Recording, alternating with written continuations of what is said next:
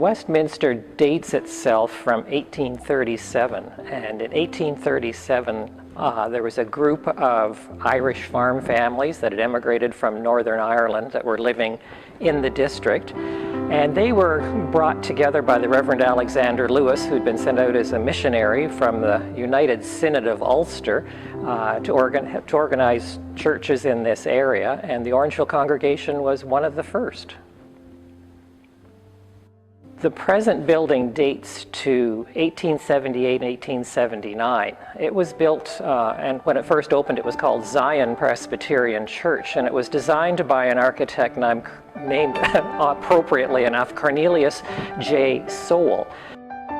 By the time it was built, they were heavily in debt and had a small congregation. There was a second congregation, Bethel congregation down the street, which was in a little church and was way overcrowded. So the two of them came to an arrangement that they would amalgamate into one congregation. In 1880, they changed the name to St. Andrew's, and most of the older people in Orangeville would recognize the building as St. Andrew's Presbyterian Church. The next big change came in 1948 and after. At that point, Orangeville had two United Churches, First Avenue and St. Andrew's. They amalgamated, and the decision was taken to use this building. But the condition was that it had to be renovated so it too would look like a new church. It wasn't old St. Andrew's, it wasn't old First Avenue, it was new Westminster. Now we're at a point in our history where we want to try to build on our strengths and confront our challenges so that we can continue to be a vital Christian presence in the town of Orangeville. The United Church of Canada historically has been a church that has provided for the needs of the community around them because of their interpretation of the gospel. There's a great feeling here, there's optimism here, there's people that want to move forward, and I think we've got to relate that to the community.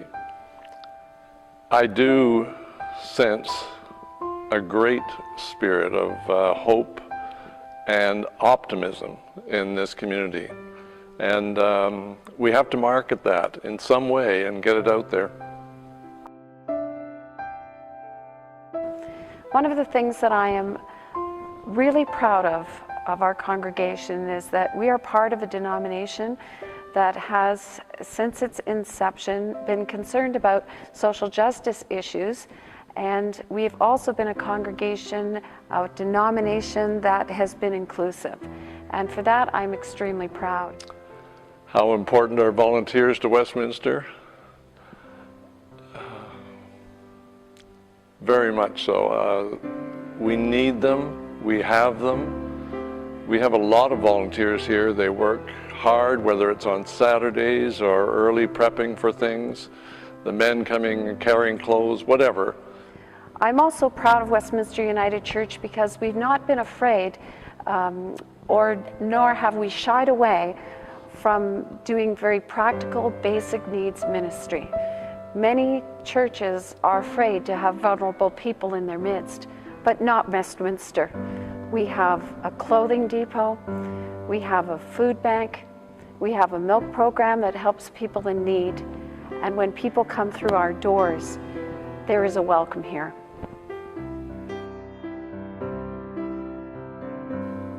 When I came to Westminster United Church, it was my hope that this building would become a spiritual wellness center where people were nurtured spiritually, physically, and emotionally. I think any renovations that we do with this church will help us get into the community and will help us serve the community. See, the proposed renovations really are a physical attempt to extend the community that we say we are. The unfortunate consequence of the present design is that people are divided up into different parts in the sanctuary. The new design would level the floor, change the chancel, get rid of the fences, and make the congregation all one. To date, Some of that dream has been realized with groups, running clinics, Tai Chi classes, Bible studies. We continue our ministry to people with addictions. We run the clothing depot, the food cupboard, the milk program. But that is only a beginning. I think of the accessibility, therefore the community comes in and a stronger voice. And I think of the effect that a new kitchen would have, a new hall for rentals and forming partnerships throughout the area where we could use it to help better serve the community. I think it's all tied in together, and I think that's why there's such a great hope about this renovation. The accessibility access, the elevators in particular, mean that people that have been unable to attend worship for years hopefully now can come. People from nursing homes, maybe people with handicaps, arthritis, you name it. People that find the horrific number of steps at the front of this building a real challenge.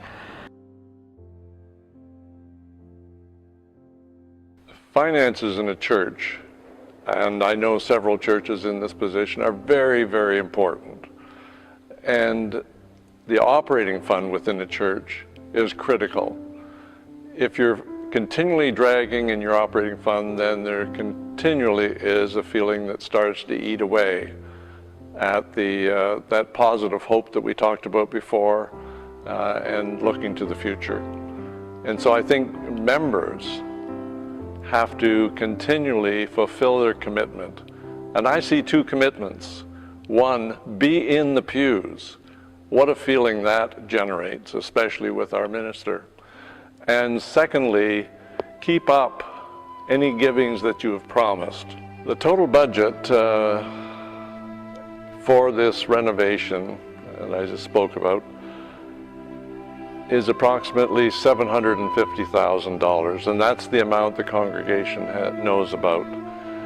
This will look after the elevator, which is being put in right now. It'll look after a complete remodeling and enlargement of the kitchen. It will look after the sanctuary in which I'm sitting right now, to look to a sanctuary which will be totally accessible for anybody and which will be flexible in its use. At the present time, everything seems to be nailed to the floor, so to speak. And then we have the signage outside, which was frozen the other day when I tried to change the sign. It would become electronic. The parking lot would be paved. And the hall downstairs, which is used for Christian education and which is a very important area for the church, would be made to look much better and, with changes in doorways, etc., more functional. I don't think we should be afraid of change, because every time we've changed this church, the congregation grew. And I think even more so, it testified to its presence in the community.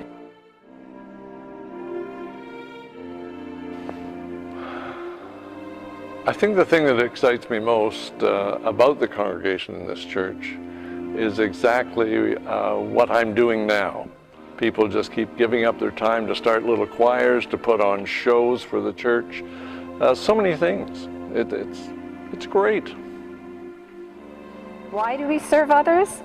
In the gospel, Jesus tells his disciples, whatever you do for others, you do for me. After the 1976 renovation, we created the clothing depot, we've started the milk program. Looking after ourselves means we're looking after the community, and there's been several very successful programs that are tied together. And I'm not sure what the exact relationship is, but when you do a renovation, you seem to rejuvenate the congregation, refocus it. And I think we're in the midst of another wonderful regeneration and refocusing.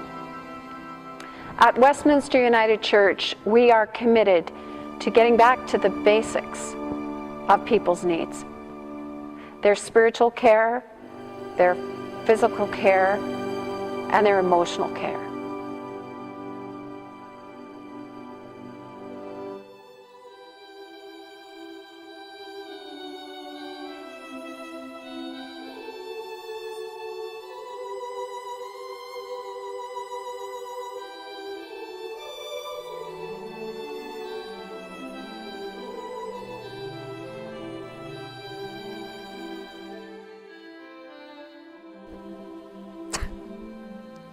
That didn't pack a punch, did it? So sorry.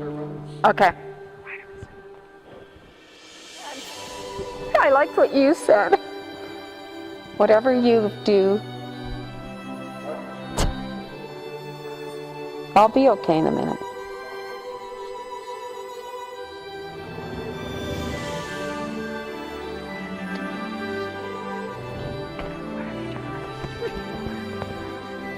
I'm sorry, Brian. Okay, was that okay? All right. For over 40 years, 40 years. Okay, Brian, I'm losing it. Just a minute. All right, I've got to stay in place, okay. It's like Second City. Oh yeah, that's true. Okay. I like to be a comedian. It wouldn't be hard. Okay.